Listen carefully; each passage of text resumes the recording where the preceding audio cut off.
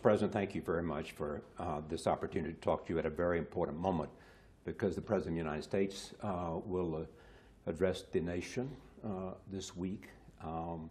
And as you know, important conversations are taking place in Washington, and important things are happening here in your country.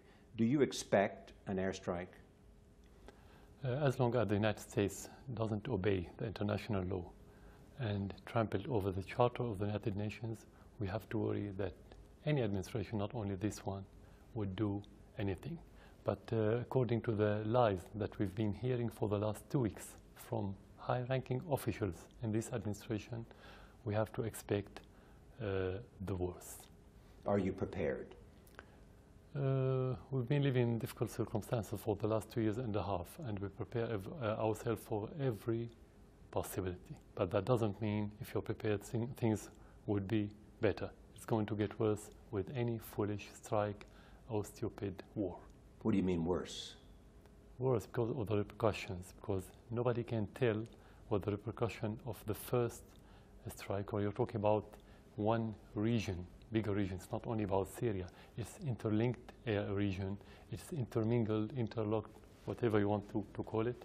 If you strike somewhere, you have to expect the repercussions somewhere else in different forms, in a way that you don't expect. Are you suggesting that if in fact there's a strike, there would be repercussions against the United States from your friends in other countries like Iran or Hezbollah or others? Yeah, as I said, it may take different forms, direct and indirect.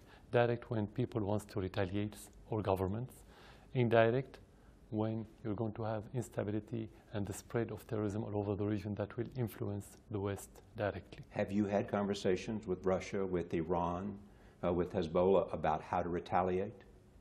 We don't discuss this issue as a government, but we discuss the repercussions, which is more important, because sometimes repercussions could be more destroying than the strike itself. Any American strike will not destroy as much as the terrorist has destroyed in Syria. So sometimes repercussions could be many doubles the strike itself. But some have suggested that it might tip the balance in the favor of the rebels and lead to the overthrow of your government.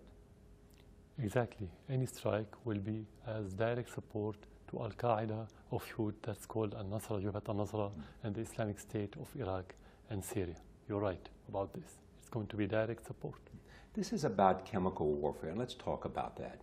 Do you approve of the use of chemical warfare? Do you think that it is an appropriate tool of war to use chemical? We are against any WMD, any weapons of mass destruction, whether chemical or nuclear. And so you're against the use of chemical warfare? Yeah, it's not only me. As a state, as a government, in 2001, we proposed to the United Nations a proposal to empty or to get rid of every WMD in the Middle East, and the United States stood against that proposal. So this is our conviction and policy.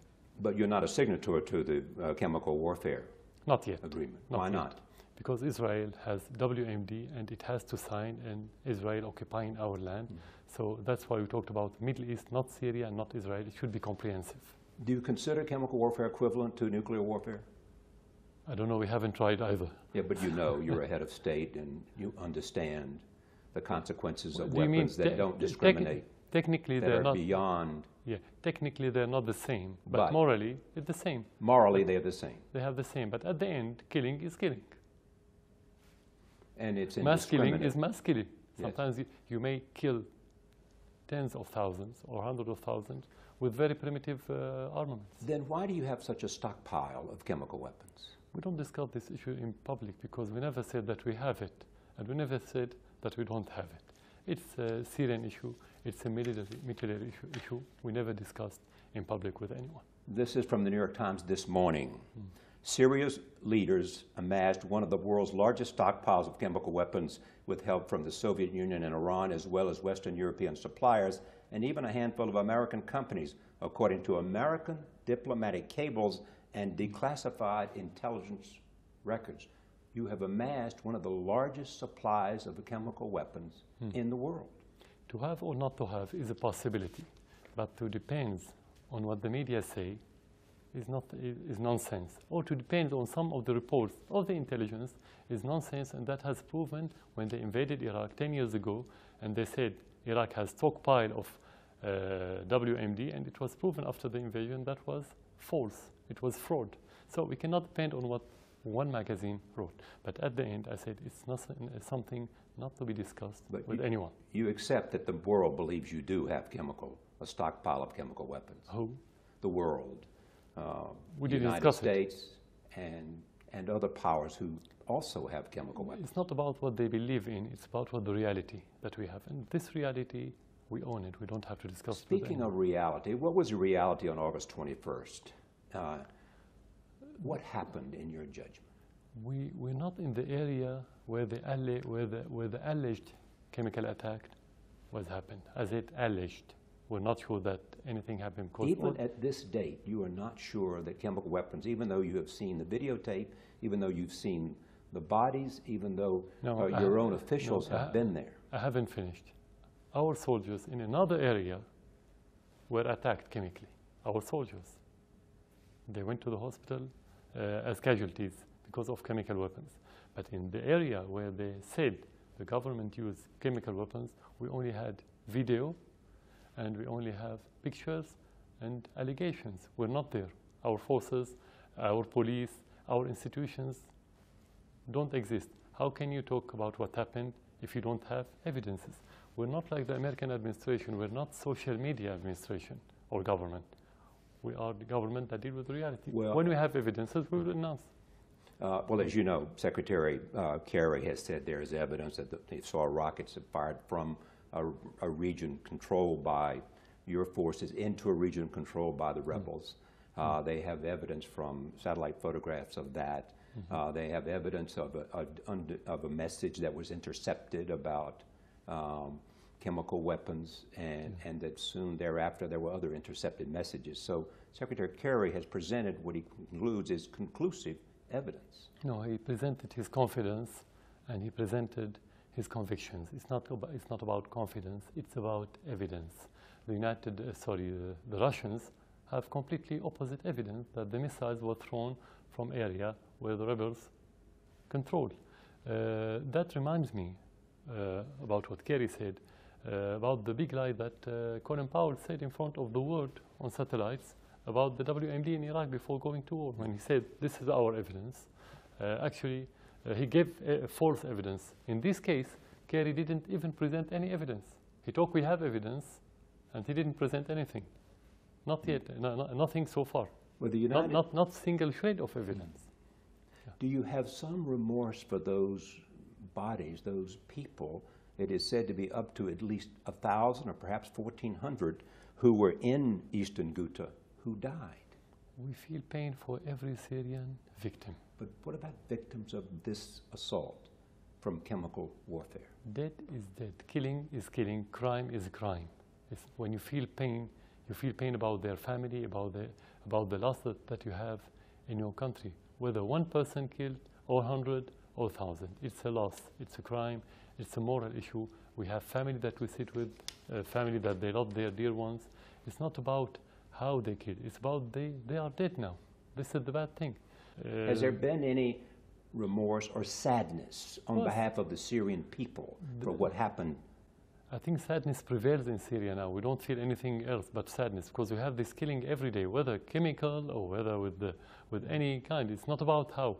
We feel with it every day. But this was indiscriminate, and children were killed, and people who said goodbye to their children in the morning didn't see them and will never see them again. You mean which in Ghouta. In Ghouta? Yes. That's the case every day in Syria. That's why we have to stop the killing. That's why we have to stop the killing. But what indiscriminate you're talking about? You said well, the fact that chemical warfare is indiscriminate in who it kills. Do you have evidence that there was innocents as well as combatants? Yeah, but you're not talking about evidence now. You're not talking about facts. We are talking about allegation. So we're not sure that if there's chemical weapon used and who used it. We cannot talk about virtual thing. We have to talk about facts. It is said that your government delayed the United Nations observers from getting to Ghouta, and that you denied and delayed the Red Cross and the Red Crescent from getting there to make observations and to help? The opposite happened. Your government delayed because we asked for delegation in March 2012 when the first attack happened in Aleppo in the north of Syria, and they delayed it till just a few days before Al-Ghouta when they sent those team. And the team itself said in his letter, in his report, that he did everything as he wanted. There was not a single obstacle. But they have said they were delayed in getting there. They wanted to be there earlier. No. There was a conflict. There was fighting. There were shooting. That's it. We didn't prevent them from going anywhere. We asked them to come. Why to delay them? Even if you want to take the American story, they say we used the chemical weapons the same day the team or the investigation team came to Syria. Is it logical? It's not logical. Even if a country or army wanted to use such weapons, he should have waited a few days till the investigation finished its work. It's not logical. The whole story doesn't even hold together. We'll come back to it. If your government did not do it, despite the evidence, who did it? We have to be there to get evidences, like what happened in Aleppo when we have the evidences.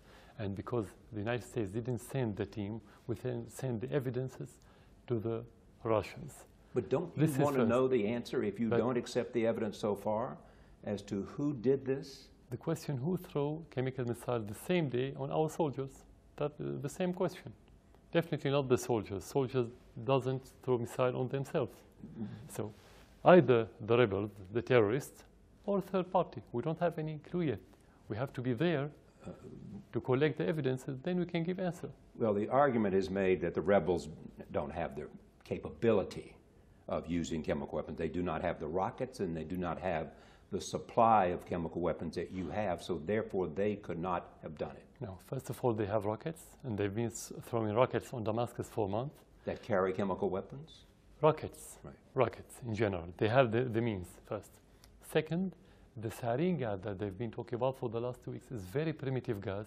You can have it done. Sarin gas? Sarin gas. You can have it done in the backyard of a house. It's very primitive gas. So it's not something complicated. But this was not primitive. This was a terrible use of chemical weapons. Third, they used it in Aleppo in the northern of Syria. Fourth, there's video on YouTube where the terrorists clearly make trial on a rabbit and kill the rabbit and said, this is how we're going to kill the Syrian people. Fifth, there's a new video about one of those women who they consider as a rebel or fighter or whatever, work with those terrorists, and she said they didn't tell us how to use and that use the chemical weapons, and one of those weapons exploded in one of the tunnels and killed 12. That's what she said. Those are the evidences that we have. Anyway, the party who accused, he's the one who has to bring evidences. The United States accused Syria, and because they accused, you have to bring evidence. This, first of all. We have to find evidences when we are there as government. What evidence would be sufficient for you? What evidence? Would be sufficient. What evidence would prove the case for you? For example, in Aleppo, we had the missile itself, and the material, and the sample from the sand, from the soil, and sample from the blood. But the argument is made that you bombarded, your forces bombarded Ghouta soon thereafter with the intent of covering up evidence. Okay, how could bombardment cover the evidence? Technically, it doesn't work. How? This is stupid, to be frank. This is very stupid. But you acknowledge the bombardment. Of course, there was fight. That happened every day. Now you can have it. But let's talk. They have indications. Let me just finish this point, because how can you use WMD while your troops only 100 meters away from it? Is it logical? It doesn't happen. It cannot be used like this. Anyone who's not military knows this fact. Why do you use chemical weapons while you're advancing? Last year was much more difficult than this year, and we didn't use it. There is this question, too. If it was not you, does that mean that you don't have control of your own chemical weapons and that perhaps they are falling into the hands of other people who might want to use them? That implies that we have chemical weapons first. Yes. That implies that it's being used second. So we cannot answer this question until we answer the first part and the second part. Third, let's presume that a country or army have these weapons. These kind of armaments cannot be used by infantry, for example, or by anyone. This kind of armament should be used by specialized units. So it cannot be in the hand of anyone. Well, exactly, and that's the point. Which is controlled centrally. Ah, so you were saying that if, in fact, your government did it, you would know about it and would have approved it. I'm talking about general case. Okay, but generally you're saying if, in fact, it happened, I would have known about it and approved it. Generally. That's the nature of centralized power. In every country, yes. And we are part of every country. I'm talking about the general rules. Because I cannot discuss with this point with you in details unless I'm telling you what we have and what we don't have.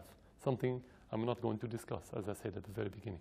Because this is a military issue that could not be discussed. Do you question the New York Times article I read to you? Saying that you had a stockpile of chemical weapons? You're not denying that? No, we don't say yes, we don't say no, because as long as it's classified, it shouldn't be discussed, whether yes or not. The United States is prepared to launch a strike against your country because they believe chemical weapons are so abhorrent that anybody who uses them crosses a red line, and that therefore, if they do that, they have to be taught a lesson so that they will not do it again. What red line? A red line of the use of chemical weapons against your own people. Who drew it? The president says it was not just him, that the world has drawn it in their revulsion against the use of chemical weapons, that the world has drawn that red line. It's not the world, because Obama drew that line, and Obama can draw a line for himself and for his country, not for other countries. We have our red lines, like our sovereignty and our independence. While if you want to talk the word red lines, United States used uranium, depleted uranium in Iraq. Israel used white phosphorus in Gaza. And nobody said anything. What about the red lines? We don't see red lines. It's political red lines. The president is prepared to strike, and perhaps will get the authorization of Congress or not. The question then is, would you give up chemical weapons if it would prevent the president from authorizing a strike? If that is a deal you would accept. Again, you always imply that we have chemical weapons. I have to, because that's the assumption of the president. Yeah. That is his assumption, and he is the one who will order the strike. It's his problem if he has an assumption. But for us in Syria, we have principles. We'd do anything to prevent the region from another crazy war. It's not only Syria, because it will start in Syria. You'll do anything to prevent the region from having another crazy war. Yes. You recognize the consequences for you if there is a strike. It's not about me. It's about the region. Well, it's about your country. It's about your people. Of course. My country and me, we are part of this region. We're not separated. You cannot discuss it as Syria or as me. It should be as part, as a whole, as comprehensive. That's how we have to look at it. Some ask, why would you do it? It's a stupid thing to do if you're going to bring a strike down on your head by using chemical weapons. Others say you do it because, A, you're desperate, or in the alternative, you do it because you want other people to fear you. Yeah. Because these are such fearful weapons that if the world knows you have them, and specifically your opponents in Syria, the rebels, then you have gotten away with it and they will live in fear. And that therefore the president has to do something. You cannot be desperate when the army is making advancement. That should have happened if, I said, if we take into consideration that this presumption is correct and this is reality. You use it when you're in desperate situation. Our position is much better than before, so this is not correct. You think you're winning the war? I don't know what winning is the subjective word, but we are making advancement. This is the correct word, because winning for some people is when you finish completely, when you win completely. And the argument is made that if you're winning, it is because of the recent help you've gotten from Iran and from Hezbollah and additional supplies that have come to your side. People from outside of Syria supporting you in the effort against the rebels. Iran doesn't have any soldier in Syria, so how could Iran help me? Supplies, weaponry. That's all before the crisis. We always have this kind of cooperation. Hezbollah fighters have been here. Hezbollah fighters on the from border outside of the country. Only on the border with Lebanon, where the terrorists attacked them. On the border with Lebanon, This is where Hezbollah retaliated, and this is where we have cooperation, and that's good. Hezbollah forces are in Syria today? On the border area with Lebanon, where they want to protect themselves and cooperate with us. But they don't exist all over Syria. They cannot exist all over Syria anyway, for many reasons. But they exist on the borders. What advice are you getting from the Russians? About this war, about how to end this war? Every friend of Syria is looking for peaceful solution. And we are convinced about that. We have this advice, and without this advice, we are convinced about it. Do you have a plan to end the war? Of course. Which is? At the very beginning, it was fully political. When you had these terrorists, the first part of the same plan, which is political, should start with stopping the smuggling of terrorists coming from abroad, stopping the logistic support, the money, all kind of supports coming to these terrorists. This is the first part. Second, you can have national dialogue where different Syrian parties sit and discuss the future of Syria. Third, you will have the interim government or transitional government. So you would meet with rebels? Then you'll have the final elections, parliamentary elections, and you're going to have the presidential election. But the question is, would you meet with rebels today to discuss a negotiated settlement? In the initiative that we issued at the beginning of this year, we said every party with no exceptions. So you as long as they give up their armaments.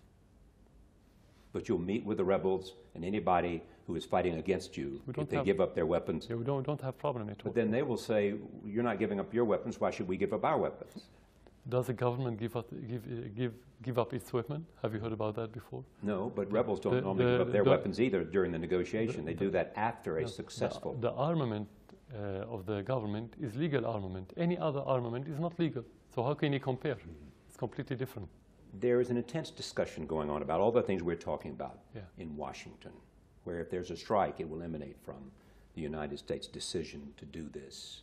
What do you want to say in this very important week in America and in Washington to the American people, to members of Congress, to the President of the United States? I think the most important part of this now is, let's say, the American people. But the polls show that the majority now don't want a war anywhere, not only against Syria. But the Congress is going to vote about this in a few days, and I think the Congress is elected by the people and represent the people and work for their interests. The first question that they should ask themselves, what do wars give America? Since Vietnam till now, nothing. No political gain, no economic gain, no good reputation. The United States is at all-low time. The credibility is at all-time low. So this war is against the interests of the United States. Why? First of all, because this is the war that's going to support Al-Qaeda and the same people that kill Americans in the 11th of September. The second thing that we want to tell to the Congress that they should ask, and that's what we expect. We expect them to ask this administration about the evidence that they have regarding the chemical story and allegations that they presented. I wouldn't tell the president or any other official because we were disappointed by their behavior recently, because we expected this administration different from Bush's administration. They are adopting the same doctrine with different accessories. That's it. So we expect, if we want to expect something from this administration, is not to be weak, to be strong, to say that we don't have evidence, that we have to obey the international law, that we have to go back to the Security Council and the United Nations. Question remains, what can you say to the president who believes chemical weapons were used and were used by your government, that this will not happen again? I will tell him very simply, present what you have as evidence to the public. Be transparent. And if he does? If he does. If he presents that evidence? This is where you can discuss the evidence, but he doesn't have. He didn't present it because he doesn't have. Kerry doesn't have. No one in your administration have. If they had it, they would have presented it to you as media for the first day. They have presented it to the Congress. Nothing. They Nothing have was shown the presented. Congress what they have and the evidence they have from satellites, intercepted messages, and the like. Nothing presented. Nothing has been presented so far. They have presented it to Congress, sir. You're a reporter. Get this evidences and show it to the public in your country. They're presenting they're presenting it to the public representatives. You don't show your evidence and what you're doing and your plans to other people that within your own council. They're showing it to the people's representative who have to vote on an authorization to strike. And if they don't find the evidence sufficient. First of all, we have the precedent of Colin Powell 10 years ago. When he showed the evidence, it was false and it was forged. This is first. Second, you want me to believe American evidence and don't believe the indication that we have. We live here. This is our reality. Your indications are that what? Sorry? What your indications are that it was... That the rebels or the terrorists used the chemical weapons in northern of Aleppo 5 months ago. And on August 21st? No. That was before. That was in March. On the 21st, again, they used it against our soldiers in our area where we control it. And our soldiers went to the hospital, and you can see them if you want. But the area where that attack took place was controlled by rebel forces. That you're talking about the chemical attacks? Yes. Yeah, what if they have stockpiles and they exploded because of the bombardment? What if they use the missile by coincidence and attack themselves by mistake? Let me talk. Not by coincidence, by mistake. Yes. Let me move to the question of whether a strike happens, and I touched on this before. You have had fair warning. Have you prepared by moving possible targets? Are you moving targets within civilian populations, all the things that you might have done if you have time to do that, and you have had clear warning that this might be coming? Syria is in a state of war since its land was occupied for more than 4 decades. And the nature of the frontier in Syria implies that most of the army is in inhabited area. Most of the centers are in inhabited area. You hardly find any military base in distant area from the cities unless it's airport or something like this. But most of the military bases or centers are within inhabited area. Will there be attacks against American bases in the Middle East if there's an airstrike? You should expect everything. You should expect everything. Not necessarily through the government.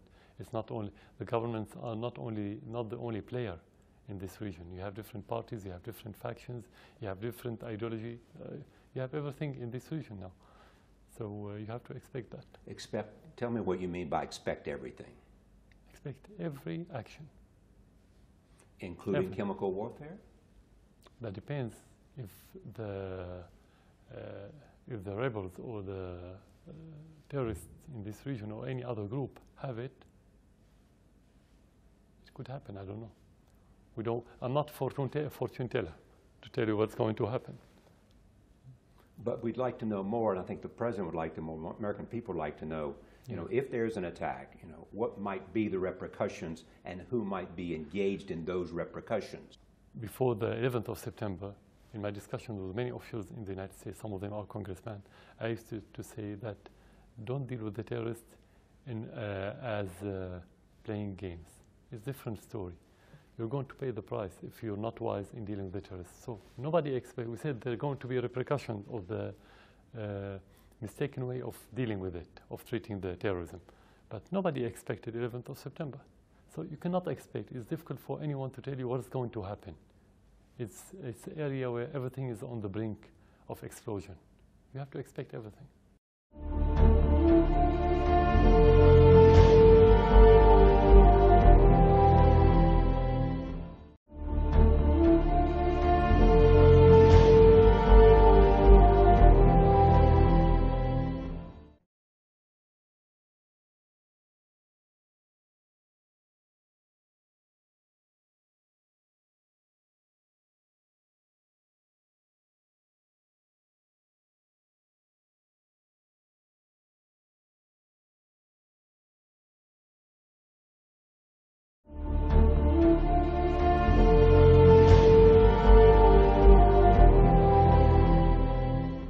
Let's talk about the war today. 100,000 people dead. 1 million refugees. A country being destroyed. Do you take some responsibility for that?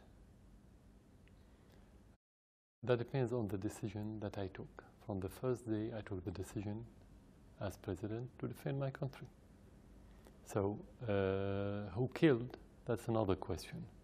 Actually, the terrorists have been killing our people since the beginning of this crisis 2 years ago, 2 years and a half.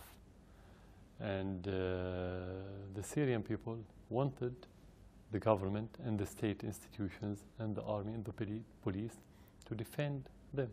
And that's what happened. So talking about the responsibility, I took my responsibility according to the Syrian constitution. That said, we have to defend ourselves. Mr. President, you constantly say it's terrorist. Most people look at the rebels and they say that Al-Qaeda and other forces from outside Syria are no more than 15 or 20% of the forces on the ground. The other 80% are Syrians, are defectors from your government, and defectors from your military. They are people who are Syrians who believe that their country should not be run by a dictator, should not be run by one family, and that they want a different government in their country. That's 80% of the people fighting against you, not terrorists. No, we didn't say 80%, for example, or the majority or the vast majority are foreigners. We said the majority, the vast majority are Al-Qaeda or Al-Qaeda offshoots organizations in this region. When you talk about Al-Qaeda, it doesn't matter if he's Syrian or American or from Europe or from Asia or Africa. Al-Qaeda have one ideology and they go back to the same leadership in Afghanistan or in Syria or in Iraq. That's the question. You have tens of thousands of foreigners. That's definitely correct. We are fighting them on the ground, and we know this. But that's 15 or 20% of this. Nobody has real. But that's a realistic look at how many? 20 or 15 to 20%. No, I've said fighters from outside. Nobody knows, because when they are dead and when they are killed, they don't have any ID. You look at their faces, they look foreigners, but where are they coming from? How precise this estimate is difficult to tell. But definitely the majority are Al-Qaeda. This is what concerns us, not the nationality. If you have Syrian Al-Qaeda or Pakistani Al-Qaeda or Saudi Al-Qaeda, what's the difference? What's the matter? The most important thing is that the majority are Al-Qaeda. We never said that the majority are not Syrians. But we said the minority are what they call free Syrian army. That's what we said. Do you believe this is becoming a religious war? It started partly as a sectarian war, in some areas, but now it's not. Because if you talk about sectarian war or religious war, you should have very clear line between the sects and religions in Syria according to the geography and the demography in Syria, something we don't have. So it's not religious war, but Al-Qaeda always use the religions, the Islam actually, as pretext and as a cover and as a mantle for their war and for their terrorism and for their killing and beheading and so on. Why has this war lasted 2.5 years? Because of the external interference, because there's an external agenda supported by, or let's say led by, the United States, the West, the petrodollar countries, mainly Saudi Arabia, and before was Qatar, and Turkey. That's why it lasted 2.5 years. But what are they doing, those countries you cited? Yeah, they have different agendas. For the West, they wanted to undermine the Syrian positions. For the petrodollar countries like Saudi Arabia, they think undermining Syria will undermine Iran on a sectarian basis. For Turkey, they think that if the Muslim Brotherhood take over the rest of the region, they will be very comfortable, they will be very happy, they will make sure that their political future is guaranteed. So they have different agendas and different goals. But at the same time, as I said, you've used Hezbollah and you've gotten support from Iran, from Russia. So what's happening here? Is this a kind of war that exists because of support from outside Syria on both sides? This is cooperation. I don't know what do you mean by support. We have cooperation with those countries for decades. Why to talk about this cooperation now? But then you tell me, what are you receiving from Iran? Political support. That's it? And no weapons, every agreement, no weapons, every no agreement, support, no... No. We have agreements with many countries, including Iran, including Russia, including other countries, that it's about different things, including armaments. It's cooperation like any cooperation between any two countries, which is normal. It's not related to the crisis. You don't call it support. You call it because you pay money for what you get. So you don't call it support. It's cooperation. Call it whatever you want. But the word support is not precise. We have, from Russia, for example, we have political support, which is different from the cooperation. We have cooperation for 60 years now, but now we have political support, which is... Well, but the Russians have said they have ongoing support for you beyond just political cooperation. I mean, they have treaties that existed with Syria. Exactly. And they provided all kinds of defensive weapons. Yeah, you said the treaties, and you said... and the official, the Russian official said, we have not agreements, contracts that we have to fulfill. And those contracts, like any country, you buy armaments, you buy anything you want. But do you believe this has become a conflict of Sunni versus Shia? No, not yet. It's in the mind of the Saudis, in the minds of the Wahhabis. In the minds of the Iranians? No. Actually, what they are doing is the opposite. They try to open channels with the Saudi, with many other Islamic entities in this region in order to talk about Islamic society, not Sunni and Shia societies. Was there a moment for you, Yeah. as you saw the Arab Spring approaching Syria, that you said, I've seen what happened in Libya. Mm-hmm. I've seen what happened in Tunisia. I've seen what happened in Egypt. Yeah. It's not going to happen to Bashar al-Assad. Mm-hmm. I will fight anybody who tries to overthrow my regime with everything I have. No, for one reason, because the first question that I ask, do I have public support or not? That's the first question that I ask as president. If I don't have the public support, whether there's what's the so-called Arab Spring, it's not spring anyway, but whether we have this or we don't, if you don't have public support, you have to quit. You have to leave. If you have public support in any circumstances, you have to stay. That's your mission. You have to help the people. You have to serve the people. I never said... Yeah, sorry. No, go ahead. Yeah. When you say public support, people will point to Syria and they say a minority sect, Alawites, control a majority Sunni population. And it's a dictatorship, and they do it because of force of their own instruments of power.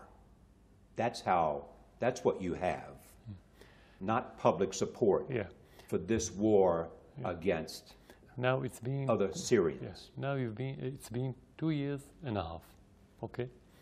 2 years and a half, and Syria is still withstanding against the United States, the West, Saudi Arabia, the richest country in this area, including Turkey.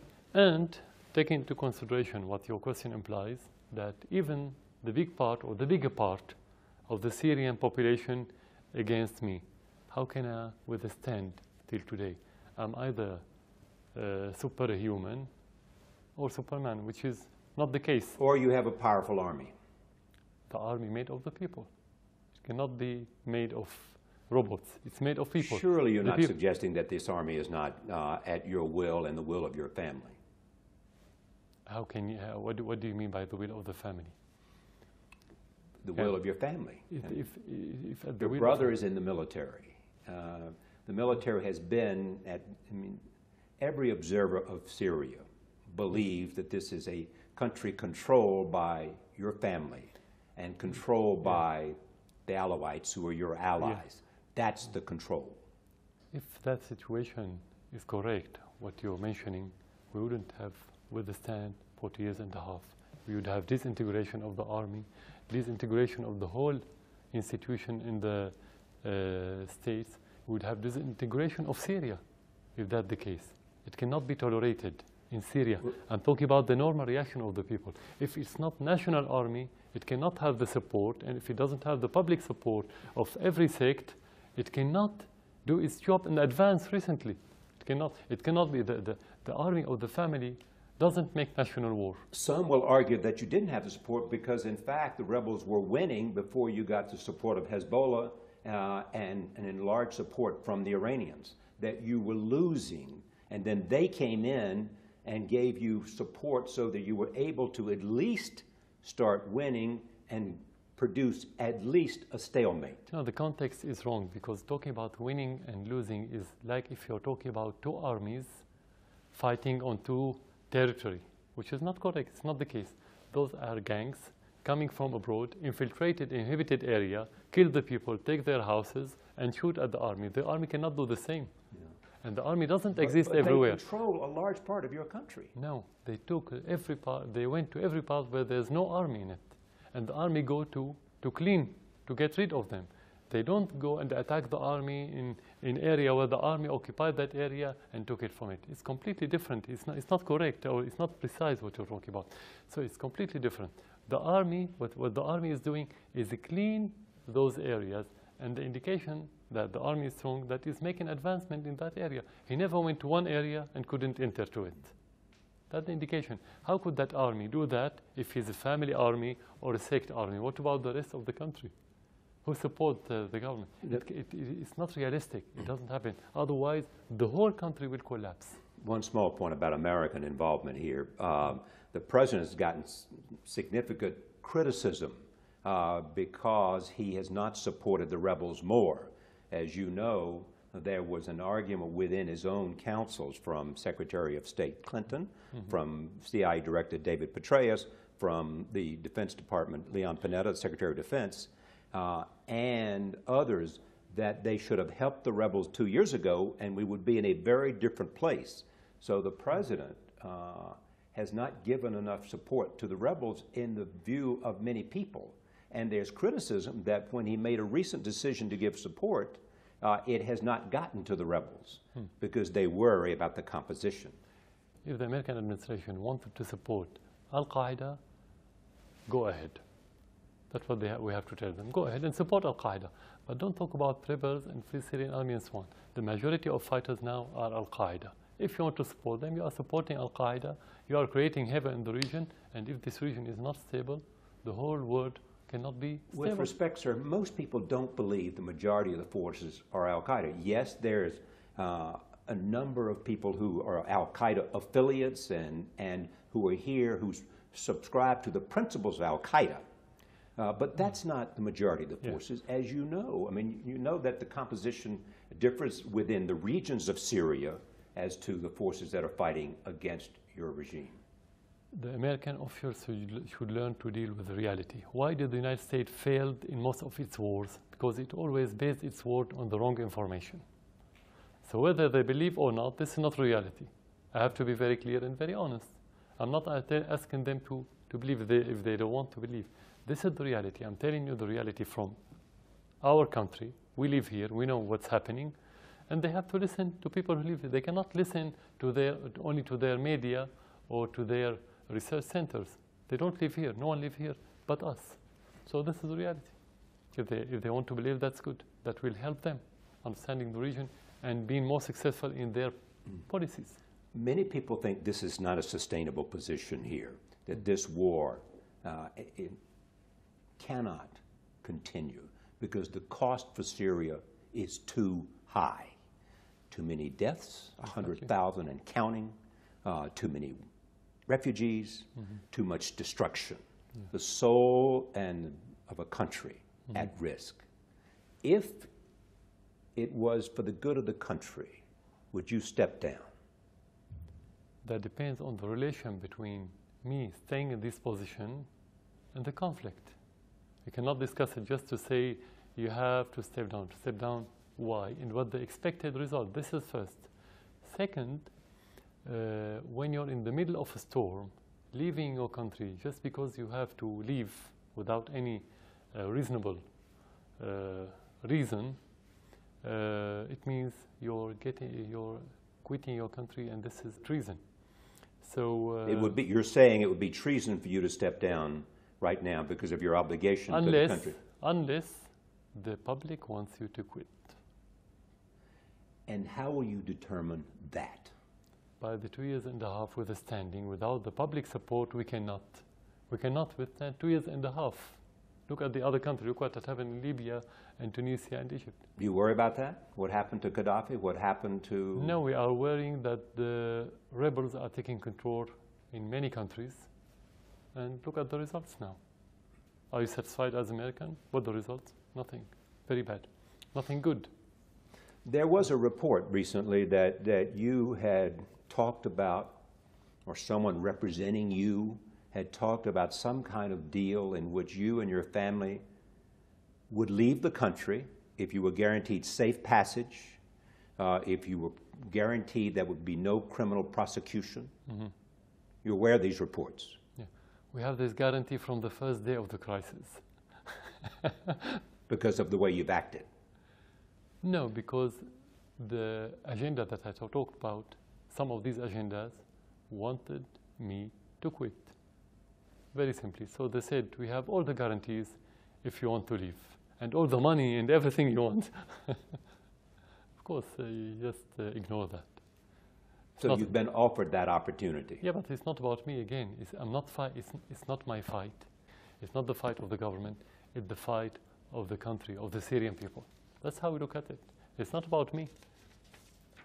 It's not about you. It's about every Syrian. What, in the end, what's the end game? Okay, of this war? Yes. It's very simple. When the Western countries stop supporting those terrorists and making pressure on their puppets country and client states like Saudi Arabia and Turkey and others, you will have no problem in Syria. It will be solved easily because those fighters, the Syrian part that you're talking about, lost its natural incubators in the Syrian society. They don't have incubator anymore. That's why they have incubator abroad. They need money from abroad. They need the moral support and political support from abroad because they don't have any grassroots, any incubator. So when you stop this smuggling, we don't have problems. Yeah, but at the same time, as I've said before, you have support from abroad. There are those who say you would not be able to survive without the support of Russia and Iran. No, it's not me. I don't have support. Your government would not be able to support. Not me. All Syria. Survive. Every agreement is between every class and every sector in Syria. Government, people, trade, military, culture, everything. It's like the cooperation between your country and any other country in the world. It's the same cooperation. It's not about me. It's not support for the crisis. I mean about your government.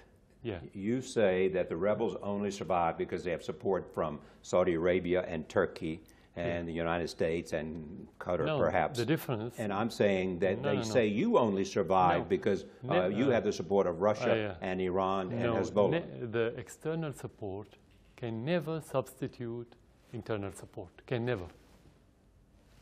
For sure. And the example that you have to look at very well, Egypt and Tunisia. They have all the support from the West and from the Gulf and from most of the countries in the world. When they don't have support within their country, they couldn't continue more than how many weeks? 3 weeks. So the only reason we stand here for 2.5 years because we have internal support, public support. So any external support, if you want to call it support, let's use this word, it's going to be additional, but it's not based to depend on more than the Syrian support. You and I have talked about this before. we remember Hama and your father, Hafez al-Assad. He ruthlessly set out to eliminate the Muslim Brotherhood. Are you simply being your father's son here?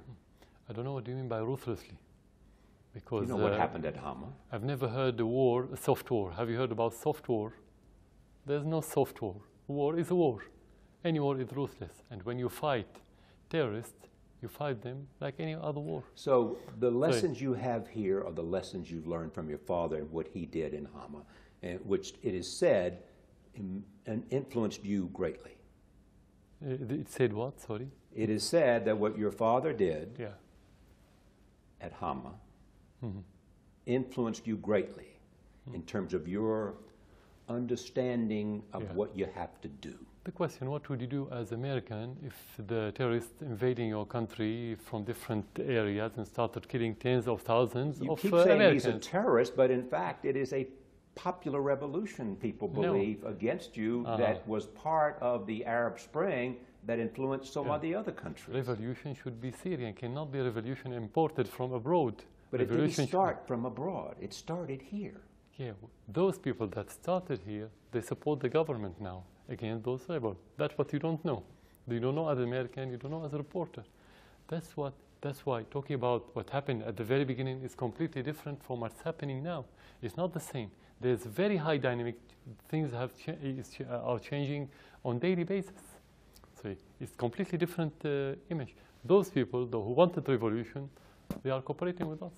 I'm asking you again, is it in fact you being your father's son and you believe that the only way to drive out people is to eliminate them the same way your father did? In being independent, yes. In fighting terrorism, yes. In defending the Syrian people and the country, yes. When I first interviewed you, there was talk of Bashar al-Assad. He's the hope. He's the reformer. That's not what they say anymore. Who? People who write about you, people who talk about you, people who analyze Syria and your regime. Exactly. So the hope for American is different from the hope of Syrian. For me, I should be the hope of the Syrian, not any other one, not American, nor American, neither French, or anyone in the world. I'm president to help Syrian people. So this question should start from the hope of the Syrian people. And if there's any change regarding that hope, we should ask the Syrian people, not anyone else in the world. But now they say, their words, a butcher, comparisons to the worst dictators ever to walk on the face of the earth, comparing you to them. Using weapons that go beyond warfare. Everything they could say bad about a dictator, they're now saying about you. First of all, when you have a doctor who cut the leg to prevent the patient from the gangrene, if you have to, we don't call him butcher, we call him a doctor. And I thank him for saving the lives. When you have terrorism, you have war. When you have war, you always have innocent lives that could be the victim of any war. So you cannot talk about. We don't have to discuss what the image in the West before discussing the image within Syria. That's the question. It's just not the West. I mean, it's the East and it's the Middle East, and I mean, you know, the eyes of the world have been on Syria. We have seen atrocities on both sides, but on your side as well. They have seen brutality by a dictator that they say so we have puts you in a category with the worst. Yeah. So we have to allow the terrorists to come and kill the Syrians and destroy the country much, much more. This is where you can be a good president. That's what you imply. But you can't allow the idea that there is opposition to your government from within Syria. That is not possible for you to imagine. To imagine that we have opposition? Yes. We have it, and you can go and meet with them. We have some of them within the government. We have some of them outside the government. They are opposition. We have it. But those are the people who've been fighting against you. Opposition is different from terrorism. Opposition is a political movement. Opposition doesn't mean to take armament and kill people and destroy everything. Do you call the people in Los Angeles in the 90s, do you call them rebels or opposition? What would the British call the rebels less than 2 years ago in London? Did they call them opposition or rebels? Why should we call them opposition? They are rebels.